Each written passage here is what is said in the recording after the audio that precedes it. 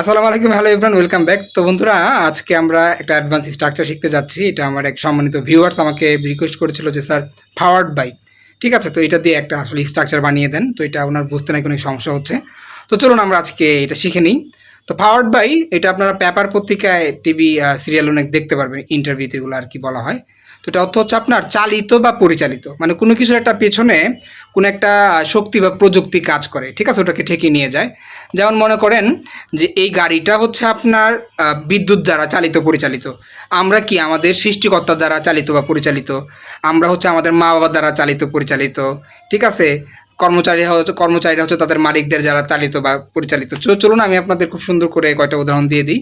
প্রথম হচ্ছে আপনার যে কোনো সাবজেক্ট দিবেন, সাবজেক্ট দেওয়ার পর হচ্ছে অক্সিলারি ভার্ব, তারপরে পাওয়ার্ড বাই, তারপর হচ্ছে নাউন।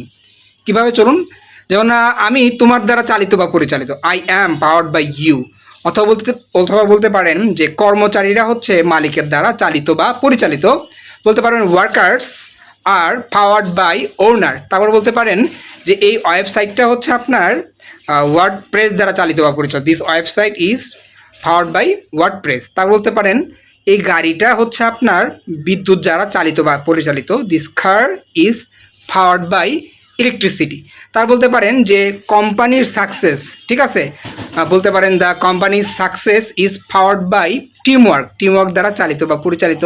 তারপর বলতে পারেন যে মোবাইল অ্যাপ হচ্ছে আপনার গুগল ম্যাপ দ্বারা চালিত বা পরিচালিত। কীভাবে বলবেন, the mobile app is powered by আপনার গুগল ম্যাপ, ঠিক আছে, এভাবে করে বলতে পারেন। তো বন্ধুরা, সর্বশেষ যে উদাহরণটা হচ্ছে এটা হচ্ছে আপনার এই মেশিনটা হচ্ছে আপনার সৌরশক্তি দ্বারা চালিত বা পরিচালিত। কীভাবে বলবেন, this machine is powered by solar energy, ঠিক আছে, এভাবে করে খুব সুন্দর করে বানাতে পারবেন। তো বন্ধুরা, আজকের জন্য এই পর্যন্তই। সবাই ভালো থাকেন, আসসালামু আলাইকুম।